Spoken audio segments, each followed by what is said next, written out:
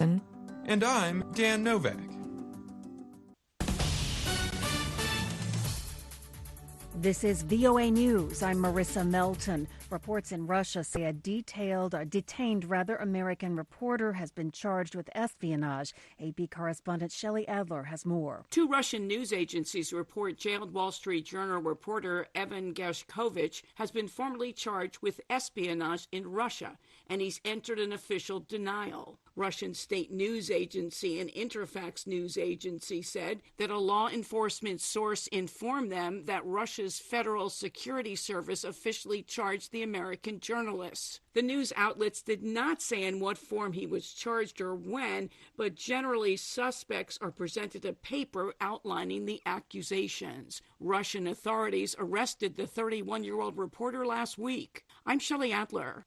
A video uploaded to social media shows a crowd cheering as Democratic Representative Gloria Johnson of the U.S. state of Tennessee and expelled Representatives Justin Jones and Justin Pearson walk out of Tennessee's state capitol. Republicans in control of the Tennessee House of Representatives voted to expel two Democratic representatives Thursday for breaking decorum during a gun control demonstration at the State House last week in the wake of the latest school shooting, which took place in Nashville.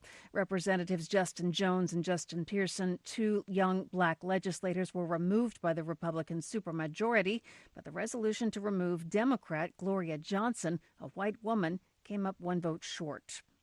A federal judge on Friday halted federal regulators' approval of an anti-abortion pill while a legal challenge proceeds, partially granting a request by anti-abortion groups and dealing another setback to abortion rights in the United States. According to court documents, the ruling allows the Biden administration 1 week to appeal the decision. This is VOA News.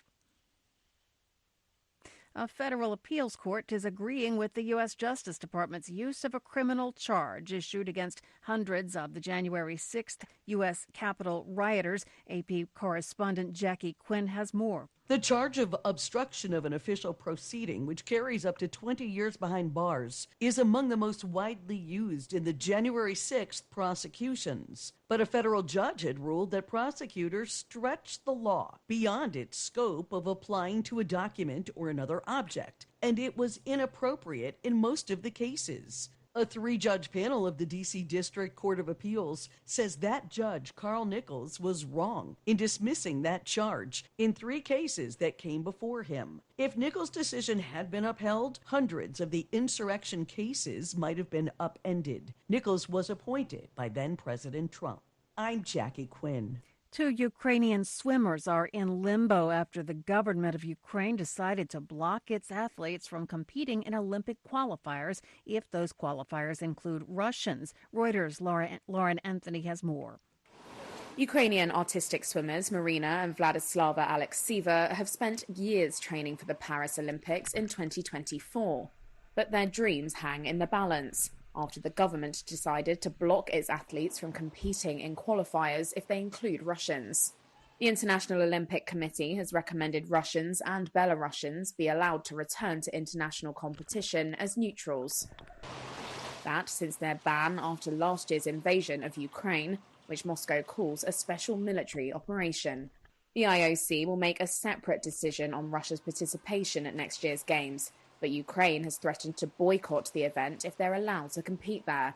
Reuters' Lauren Anthony reporting China's government has denied that there is any illegal fentanyl trafficking with Mexico and said it had not been notified by Mexico's government of any seizures of the precursor chemicals used to make the powerful drug. China's foreign ministry spokesman made the comments Thursday in response to a question about a plea from Mexico President Manuel López Obrador this week that China helped stop chemicals used by Mexican drug traffickers to produce fentanyl. Similar to López Obrador's comments in recent weeks, the spokesman for China placed the blame for the tens of thousands of fentanyl overdose deaths in the United States on that country.